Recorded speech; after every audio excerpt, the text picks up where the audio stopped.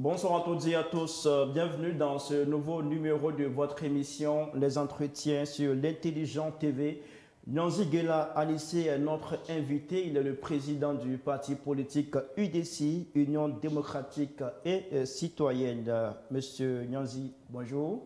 Bonjour. Merci d'avoir répondu à notre invitation. Avec vous, nous allons tenter de comprendre les motivations et les ambitions de votre parti politique pour 2025 avec en ligne de mire l'élection présidentielle. Bienvenue.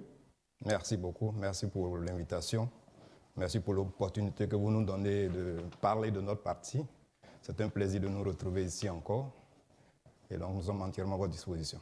Alors, le samedi 7 décembre 2024, lors de la 9e session de l'école du parti, qui est un cadre de renforcement des capacités de vos militants, vous avez annoncé que l'UDC va désigner un candidat à l'élection présidentielle d'octobre 2025 au cours d'une convention nationale prévue dans le premier trimestre de l'année 2024. Pourquoi l'UDC a-t-elle décidé de présenter un candidat pour 2025? D'abord, il faut noter que c'est conformément à nos statuts. Voilà. L'article 35 de nos statuts stipule qu'en année électorale ou pour des sujets vraiment d'intérêt national, il est important que nous convoquions tous nos militants pour pouvoir se prononcer sur le sujet. Vous convenez avec moi que 2025 est une année importante, puisque au mois d'octobre 2025 va se tenir une élection présidentielle. Et donc, il était important pour nous de nous retrouver pour parler de cet important événement et quelle devait être l'attitude de l'UDC par rapport à cet événement. Et donc, conformément à nos statuts, nous allons nous retrouver en convention et discuter de la question. Et ensemble, on prendra la décision qui convient à tous les militants. Lorsque nous disons que nous allons présenter un candidat, c'est justement par rapport à notre positionnement sur l'échiquier politique national. Moi, je ne peux pas d'ores et déjà vous dire quel sera le nom de ce candidat. Ce sont les militants réunis et en toute responsabilité qui diront l'UDC va aux élections, voici la personne qui porte notre bannière. Et ça sera au cours d'une convention. Justement, cette convention, on va en parler un peu plus loin dans cette émission. Ouais. Mais, ce que je veux faire remarquer, c'est qu'en 2015, vous avez tenu une convention, vous avez décidé de soutenir le candidat du RHDP à l'époque, qui est le président actuel Alassane Ouattara. Exactement. En 2020, ça a été le même procédé. Vous avez soutenu le président Ouattara pour son élection en 2020. Mais cette fois, vous voulez présenter un candidat sous la bannière UDC. Qu'est-ce qui n'a pas marché avec le RHDP? Qu'est-ce que vous lui reprochez? Non, il ne faut pas voir les choses ainsi. Il ne faut pas voir les choses ainsi. Déjà, les conventions, on en a déjà tenu 3. C'est la 3e qui était présidée par Père Sonam Melek Théodore, qui, après avoir analysé la situation sociopolitique, a décidé que nous devons apporter notre soutien au candidat du RHDP, en l'occurrence le président Alassane Ouattara. Ce qui a été fait au cours de la 3e convention. Les militants, en toute responsabilité, ont décidé que, par rapport à la situation du moment, il fallait choisir de soutenir ce candidat. Ce qui s'est passé aussi, c'est que 4 ans après, malheureusement, le président du parti a été rappelé à Dieu. Et l'année qui suivait, 2020, devait se tenir une élection. En temps normal, nous devions organiser une convention pour décider de l'attitude à tenir. Vous voyez, on venait de perdre fraîchement notre président. Début 2020, nous avons organisé un congrès extraordinaire au cours duquel moi j'ai été élu président en remplacement de Melek Théodore. Le temps imparti ne nous permettait pas d'organiser une convention comme on avait l'habitude de le faire. Et donc notre conseil politique qui s'est réuni a donné comme argument qu'en 2015, en toute responsabilité, nous avons décidé de soutenir Ouattara sous l'impulsion du président Melek Théodore qui avait donné la ligne. Jusqu'à son décès, il n'a pas varié sur cette vision. Et donc, ne pouvant pas faire une convention en bonne et due forme, nous avons donc décidé de suivre la voie que nous avait indiqué le président Mérec Théodore. En 2015. En 2015. Et donc, 2020, nous avons renouvelé, on peut dire de façon tacite, le soutien au président Alassane Ouattara. Cette année, pour les élections qui viennent en 2025, nous n'avons pas d'argument pour dire aux militants que nous ne pouvons pas faire de convention, parce que en 2020, c'était une situation exceptionnelle. Là, nous sommes dans une situation normale, donc il est important que nous fassions une convention en bonne et due forme. Et c'est ce qui va se faire dans le premier trimestre de l'année 2025. Lorsque la convention va se tenir, on va se réunir, on va analyser la situation et on décidera si le parti présente un candidat issu de son sein ou soutient une autre candidature. Et ça, je ne peux pas, en tant que président, vous dire ce que les militants vont décider, mais un parti politique se crée pour prendre le pouvoir et l'exercer. Chemin faisant, certaines circonstances ont fait que nous nous sommes rapprochés du RHDP. Peut-être que quand on fera le bilan à la convention en 2025, on décidera si on renouvelle. Justement, avant la convention, est-ce que vous pouvez faire un bilan de ce rapprochement entre le RHDP et l'UDC? Vous avez été ensemble en 2015, en 2020, on va dire 2 mandats au cours desquels vous avez été proche de ce parti politique. C'est ça. Et quel est le bilan que vous, personnellement, vous pouvez faire de ce rapprochement entre les 2 partis politiques?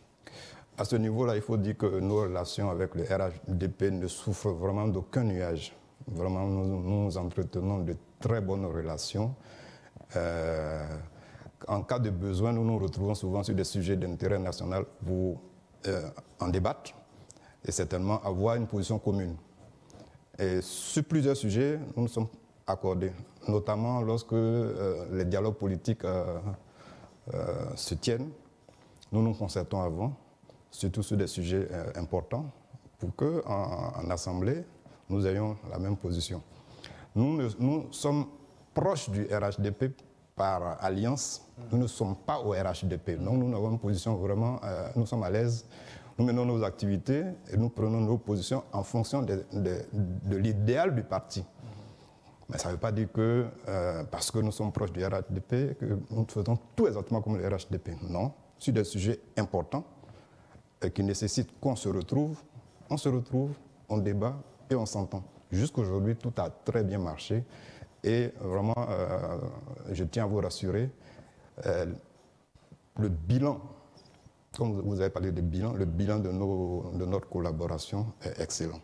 Alors, si le bilan il est excellent, si vos relations ne souffrent à ce jour d'aucun nuage, c'est le terme que vous avez utilisé. Exactement. Ça dit qu'il y a une forte possibilité que le soutien qui a été adressé au RHDP en 2015-2020 se renouvelle en 2025. C'est une possibilité qu'on ne peut pas exclure, mais comme je vous dis, c'est une assemblée générale que nous allons tenir. Les militants viennent de partout. Pour la petite histoire, je peux vous dire que 2015, aujourd'hui, quand on fait un bilan, on a l'impression que c'est passé comme une lettre à la poste. Non. Nous nous sommes retrouvés en convention en 2015 sous l'impulsion de notre père fondateur Mérec Théodore, mais les débats ont pris 4 heures de temps avant de prendre la décision finale que tout le monde connaît aujourd'hui.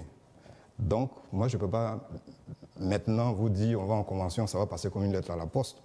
Donc, les militants vont poser des préoccupations, peut-être qu'ils nous amèneront nous, à nous rapprocher de notre partenaire pour certainement donner réponse à certaines préoccupations. Et puis, au bout du compte, on verra. Mais sinon, séance tenante maintenant, tout ce que je peux vous dire, c'est qu'on va en convention. On va débattre de tous les sujets et principalement de notre collaboration avec notre partenaire, le RHDP. Et puis au bout du compte, on verra ce qui va se décider. Voilà, donc vraiment... Président, si après la convention, il y a un candidat qui sort pour se présenter en 2025 sous la bannière de l'UDC, quelles sont ses chances face à de potentiels adversaires comme Laurent Gbagbo, Alassane Ouattara, Tidjane Thiam? Lorsqu'on va à une élection, ce qui est important, c'est de savoir ce qu'on fait soi-même sur le terrain pour atteindre l'objectif. Nous ne nous soucions pas pour l'instant de ce que les autres font ou qu'ils pèsent. Nous avons décidé de présenter certainement un candidat sous la bannière du parti. Mais dès l'instant où les militants auront pris cette décision, ce sera en toute responsabilité. Si nous prenons cette décision de présenter un candidat, vous verrez que les militants vont se mettre sur le terrain pour travailler dans ce sens. Est-ce que ce candidat aura des chances? C'est ça la question. Est-ce qu'il aura des chances quand on a en face des personnalités comme Alassane Ouattara, si jamais il est candidat, Tidjane Thiam, Laurent Gbagbo, s'ils sont candidats? Si on passe sur ce postulat-là, autant réduire l'échiquier politique à ces 4 grands-là, d'après vous, que les autres n'existent pas. Non, nous existons. Nous voulons aller aux élections, présenter notre projet de société, et puis les Ivoiriens décideront. Nous donnons les chances en mettant nos militants en mission dès l'instant où on aura pris cette décision. Je vous rappelle que déjà en 2000, le parti venait de se créer, en janvier. Mais à la fin de l'année 2000, le président Meles Teodoro était candidat. C'est vrai, il a obtenu le score qu'il a pu obtenir, mais au moins nous sommes partis aux élections et nos voix ont compté.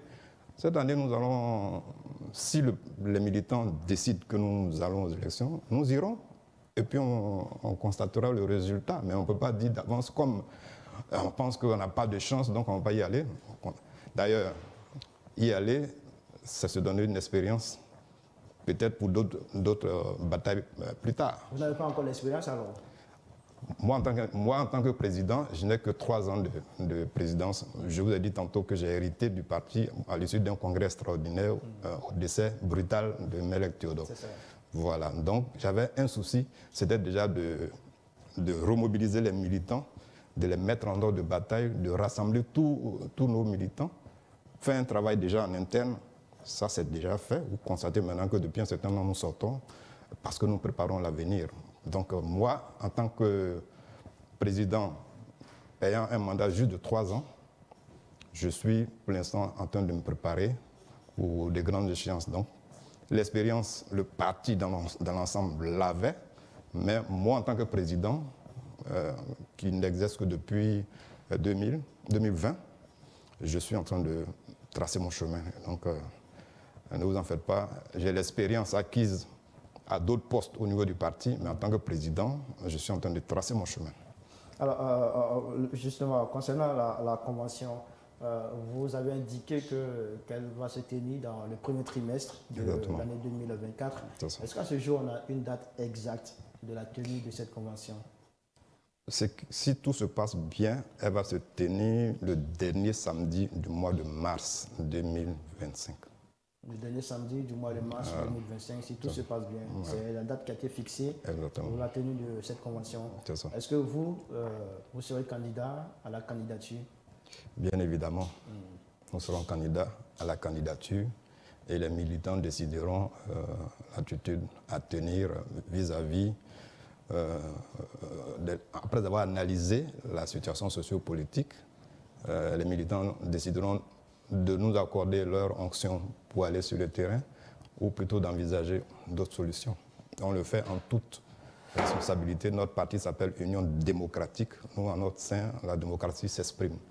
Voilà, tous les sujets. Ce qui veut dire que la désignation sera ouverte à tous les prétendants. Tous les prétendants, s'il y en a, il n'y a aucun souci. Est-ce qu'il y en a actuellement d'abord? En tout cas, à ma connaissance, pour l'instant, il n'y en a pas. Il n'y en a pas? Vous avez caporalisé le parti, c'est ça? Pas du tout. Nous n'avons pas caporalisé le parti. Nous gérons l'UDC. Déjà, pour colmater les brèches après le départ brutal de notre président, nous avons passé notre temps à reconstruire le parti, à faire l'union sacrée pour que le parti continue de vivre. Et les militants ayant bien apprécié les actions que nous menons, pour l'instant, nous font confiance. Et nous ne sentons pas encore de son discordant concernant les candidatures en interne pour l'élection présidentielle de 2025. Alors, l'UDC, vous l'avez signifié, envisage un jour de diriger ce parti politique, quand vous dites qu'un parti politique, on le crée pour exercer le pouvoir d'État. Exactement. Quelle est l'offre politique de l'UDC aujourd'hui? Notre parti, à sa création, a opté pour la société de droit, qui se résume en ceci. Contrairement aux États de droit où l'État est tout puissant, nous disons qu'à un moment donné, le citoyen doit avoir droit à la parole. Et sur tous les sujets d'intérêt national, parfois, on a tendance à croire qu'une fois l'État a décidé, c'est fini, tout le monde se plie. Même quand la décision n'est pas bonne, tout le monde se plie. Nous, par exemple, à l'UDC, on opte pour des modèles comme au Canada, où souvent les gens font des votations pour des sujets spécifiques. Certains sujets importants, on le met sur la table, on demande à tout le monde de se prononcer là-dessus. Nous, quand on sera aux affaires, les référendums, on va les faire pratiquement à l'appel, en tout cas en fonction des sujets. On va interroger le peuple pour lui demander qu'est-ce que vous pensez. En ce moment-là, la décision qui se prend, elle s'impose à tout le monde, puisque c'est ensemble qu'on aura décidé. C'est une des voies que nous donnons. Nous sommes aussi au niveau de, pour le reste, tous les sujets qu'on connaît, l'éducation, l'économie, autres. Ça, c'est des sujets, dès l'instant que la candidature sera déclarée, vous verrez dans notre programme de gouvernement que tous ces sujets-là ont été passés en revue par nos équipes techniques. Et moi, je ne ferai qu'être le porte-parole, porte-flambeau de cette vision de notre parti politique. Alors, quand vous dites qu'avec l'UDC, tous les citoyens auront droit à la parole, est-ce qu'on devrait comprendre que pour l'UDC, la liberté de parole n'existe pas actuellement en Côte d'Ivoire? Ou bien est-ce que pour vous, il y a une forme de restriction dans la liberté de parole en Côte d'Ivoire? Non, ce n'est pas du tout ce que nous disons, au contraire. Nous disons qu'actuellement, selon notre constitution, selon le fonctionnement normal de notre pays, nous sommes dans un état de droit. C'est-à-dire qu'il y a un sujet, dès l'instant où l'État a dit c'est comme ça, bon, quand l'État le dit, c'est de bon droit, hein, parce que c'est ce que dit la loi. Mais il y a ce que dit la loi et puis il y a les réalités du moment qui font qu'à un moment donné, si c'est un sujet, on peut interroger le peuple pour dire oui, dans notre constitution dit ceci, le droit dit cela, mais est-ce que sur ce sujet-là, en fonction de la situation du moment, qu'est-ce que vous en pensez? Et c'est des référendums, peut-être même qui amèneront à revoir certaines lois qui ont certainement leur légalité, mais qui n'ont pas de légitimité, qui n'ont pas l'onction populaire. Et nous, c'est l'onction populaire que nous recherchons. Et sinon, ça ne veut pas dire que nous sommes embrigadés. Non, ce n'est pas du tout ça. C'est plutôt ouvrir le champ des réflexions à tout le peuple. Voilà. Cela me pousse à vous interroger sur la gouvernance du régime actuel. Qu'est-ce que vous en pensez? Est-ce que pour vous, tout est parfait, tout est bon, ou il y a des choses à revoir? On entend beaucoup de choses se disent là-dessus. Quelle est votre position sur la gouvernance actuelle du président Alassane Ouattara, ou du moins du régime RHDP?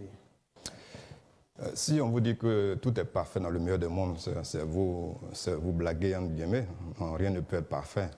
Le président, comme tout bon dirigeant dans le monde, fait de son mieux, essaie vraiment de gérer le pays en bon père de famille pour le bonheur de tous.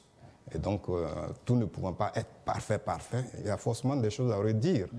Mais dans l'ensemble, si on prend le bilan globalement, nous, à l'UDC, on est satisfait de la gouvernance du président Alassane Ouattara. D'ailleurs, même en 2020, c'est juste un rappel que je vous fais, lorsque nous avons renouvelé notre confiance au candidat Alassane Ouattara pour aller sur le terrain faire campagne pour ce candidat, nous avions un slogan qui nous avait déjà été soufflé par le président Meltedor avant son décès, c'était « Ado, il fait, on voit ». C'était ça notre slogan. Visiblement, rien n'a changé puisque aujourd'hui, les choses sont visibles, que le président Alassane fait des efforts pour marquer son temps par des réalisations qui sont visibles. Voilà, donc notre slogan de 2020 était à propos. Voilà, donc vous êtes d'accord avec ceux qui pensent que c'est vrai que beaucoup a été fait, mais tout n'est pas parfait. Non, tout n'est pas parfait, bien non. S'il y a des choses que le pouvoir actuel devrait revoir, selon vous, ça serait quoi? Bon, je voudrais bien m'abstenir de rentrer dans cette façon de voir les choses. Il y a par exemple certains acteurs politiques qui ont dénoncé, par exemple, les opérations de déguerpissement qu'on a constaté à Abidjan. Il y a certains qui estiment que la vie est de plus en plus chère en Côte d'Ivoire. Voilà des éléments qui ont été notés par certains acteurs politiques et que le pouvoir en place devrait revoir selon ces acteurs politiques. Est-ce que vous êtes d'avis avec eux? Est-ce que vous partagez leur posture? Je vous ai dit tantôt que tout n'est pas parfait. Voilà, dès l'instant où je dis ça, vous comprenez qu'effectivement, chacun voit midi à sa porte. Hein. Donc, ce que moi je peux trouver bon, d'autres peuvent trouver que ce n'est pas bon. Mais sur les sujets que vous venez d'évoquer spécifiquement concernant le social, effectivement,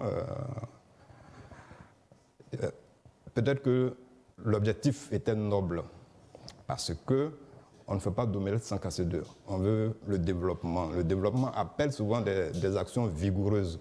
Peut-être que c'est les mesures d'accompagnement dans certains cas qui n'ont pas suivi. Du coup, les populations se sont retrouvées un peu démunies face à ces situations-là. Mais sinon, une autoroute est prévue de longue date. Parfois, les populations, même au moment où elles s'installent, on leur dit que où vous êtes en train de vous installer, c'est un espace public. Bon, nous, on est tous dans ce pays, hein, chacun se dit peut-être que ça n'aura jamais lieu. Donc, on s'installe d'abord de façon précaire. Petit à petit, on s'installe durablement. Et maintenant, comme de malheur, quand le projet qui est prévu prend forme, bien entendu, on est obligé de déplacer les populations. C'est la manière de le faire, certainement, qui pose problème. Mais sinon, l'objectif final, nous ne trouvons pas à redire. Pour le reste, la cherté de la vie et autres, c'est la perception de chacun. Voilà. Donc, nous ne disons pas que tout est parfait. D'accord. Est-ce que l'UDC envisage des alliances politiques ou est-ce que vous vous positionnez comme une force indépendante? Non, nous, dès le départ, nous avons opté pour des rapprochements en fonction des situations du moment et surtout des sujets qui peuvent nous amener à converger. C'est pour cela que notre parti politique, vous verrez souvent que nous sommes dans des groupements dans lesquels nous gardons notre autonomie.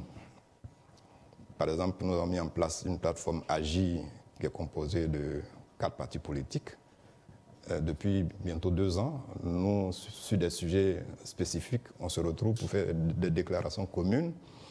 Nous, au sein du dialogue politique, nous avons initié et convaincre sur les 21 partis politiques qui étaient présents au dialogue politique, 8 se sont mis ensemble pour pouvoir non seulement relever les décisions qui ont été prises au dialogue politique, nous assurer qu'il s'agissait bien de 13 recommandations et qu'au sortir du dialogue politique, on n'allait pas dans tous les sens.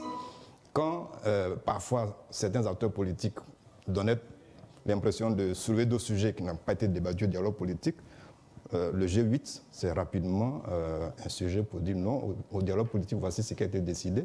Nous devons nous atteler à vérifier si les recommandations sont mises en application, mais pas autre chose. Voilà. Donc, au sein du G8, l'UDC, qui était un peu à la base de ce regroupement, joue sa partition. Nous avons un autre groupement où nous sommes 3 partis politiques. Là, c'est vraiment de façon spécifique.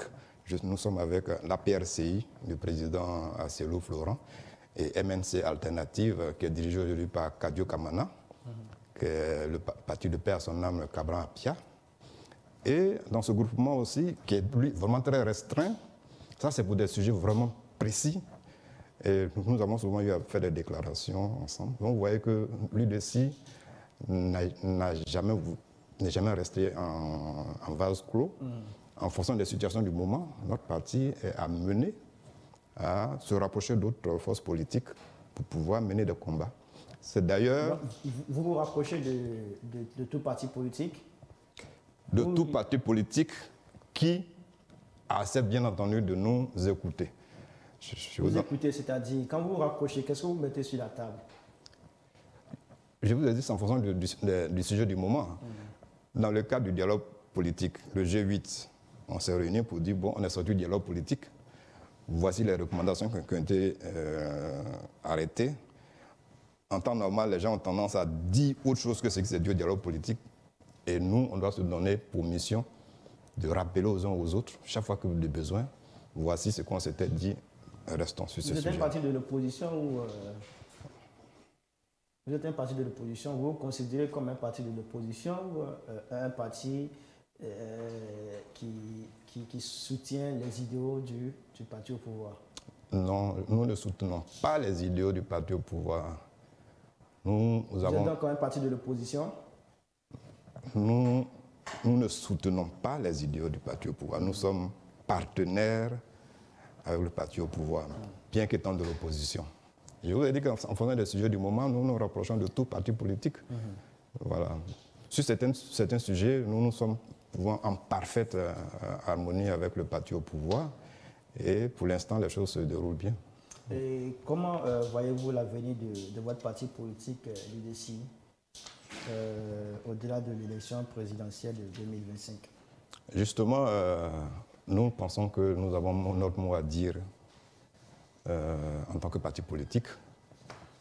D'abord sur les sujets d'intérêt national, sur les sujets politiques et bien entendu l'élection présidentielle qui pointe à l'horizon. Nous espérons à ce niveau aussi avoir notre mot à dire, soit individuellement, soit en partenariat, mais quel que soit ce que nous aurons pris comme décision à cette occasion, surtout à l'occasion de notre convention, quelle que soit la décision que nous aurons prise à cette occasion, nous allons nous donner les moyens pour pouvoir atteindre nos objectifs, dont le plus important est déjà de demeurer en activité, parce qu'un parti politique qui est créé il y a plus de 20 ans, il n'y a pas de raison que nous ne puissions pas compter sur l'échiquier politique. Et nous nous donnons les moyens justement pour que l'UDC, la voix de l'UDC continue de compter chaque fois que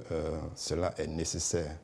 Si nous sommes présents à toutes les grandes phases de la vie de la nation, c'est parce que bien entendu nous existons et que nous menons des activités dans l'intérêt certes spécifique en ce qui concerne notre parti, mais aussi d'intérêt national. Et c'est pour cela que nous sommes présents et nous continuerons de l'être en nous donnant les moyens de notre politique, en continuant de travailler pour être le porte-voix des attentes du peuple sur toutes les questions d'intérêt national. Nous espérons qu'au-delà de 2025, soit nous sommes élus à la magistrature suprême, soit nous aurons l'occasion de gouverner avec un partenaire qui certainement aura été élu grâce à notre soutien qui lui sera nécessaire, quel que soit ce que nous pourrons lui apporter comme appui. D'accord. Alors, Président, pour terminer, quel est le message que vous souhaitez lancer à l'endroit de vos militants?